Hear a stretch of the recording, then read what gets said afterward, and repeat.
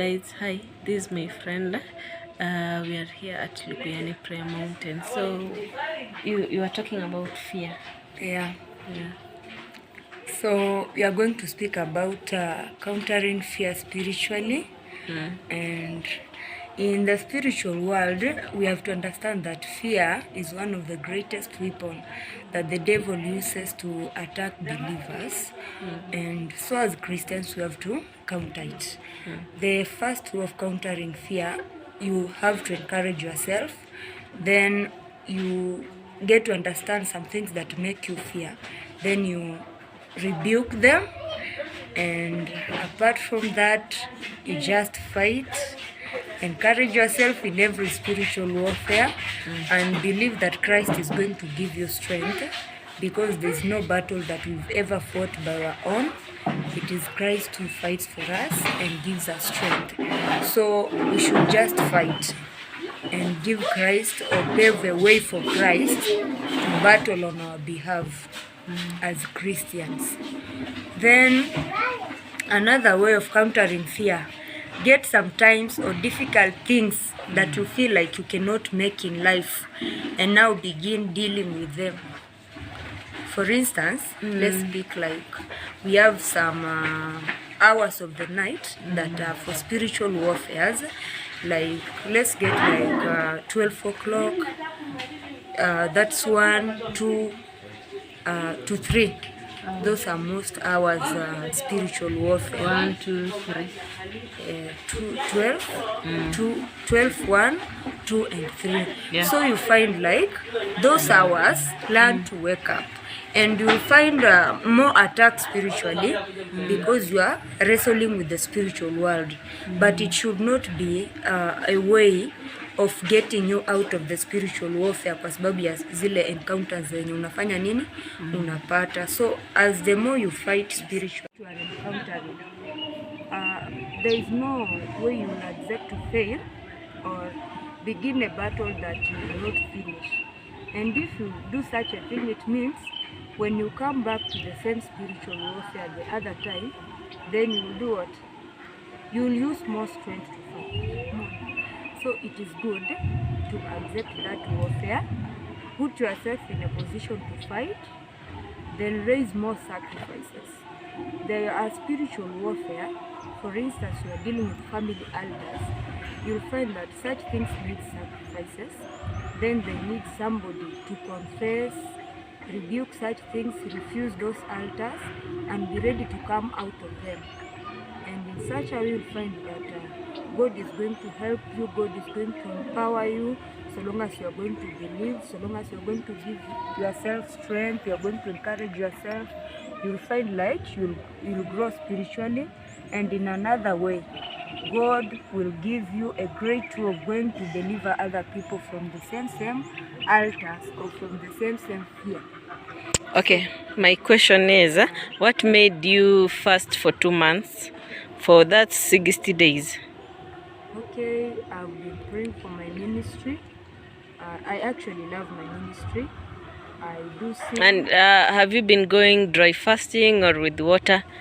No, I've been using water. Yes. So near maji, and from 48 days I began using porridge, light porridge.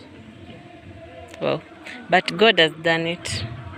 Yes, I expect that. So you are saying like we need to pray more, mostly at night, not daytime?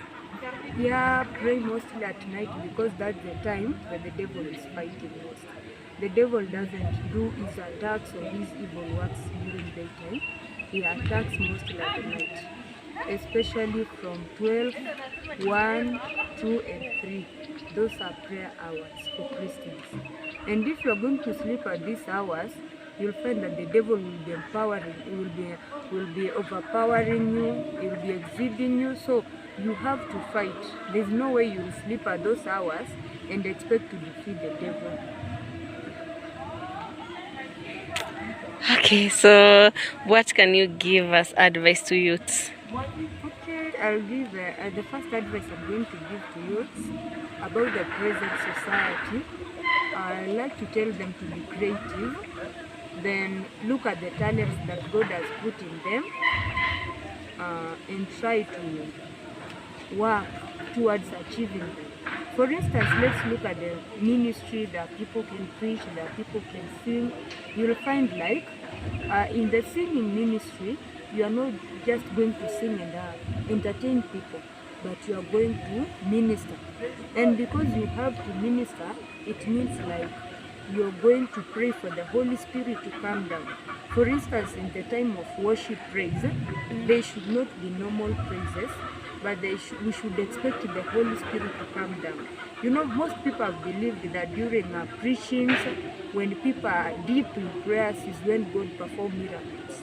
But when you pray for your talent, then God is going to empower you. You'll find yourself when you are singing, somebody is receiving her deliverance, mwingine anakuwa delivered from demons, wengine wanakuwa empowered spiritually. So there are so many things. Even God can heal people through that voice that He has given you.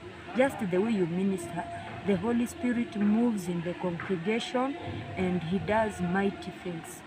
So a ministry is not just a ministry, but it has some, what can I say, you have to pay the price for that ministry. For you to expand, for it to grow, there are some things that you have to do spiritually. But one thing I've realized is that kwa Mungu kuna kung'ara. Yeah, you just become strength, yeah. You can't even die when you're fasting. You can't die when you are fasting. Okay, there's one thing you have to understand about this fasting. First, it should come with passion. It should be inside you, and you should not accept anybody to discourage you. For instance, there are some people who are asking me, why are you going for 2 months in the prayer mountain? I was like, no, I'm just going to pray God.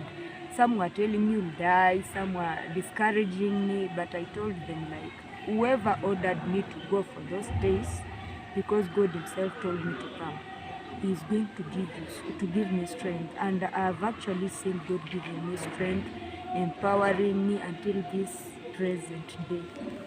Oh, that's good. That's good. So guys, thank you so much. Kemuto Fan is from Kitale. I basically reside at Mile Saba, side ya Moi's Bridge. So thank you so much. Remember to subscribe to my YouTube, comment, like and share. Bye bye.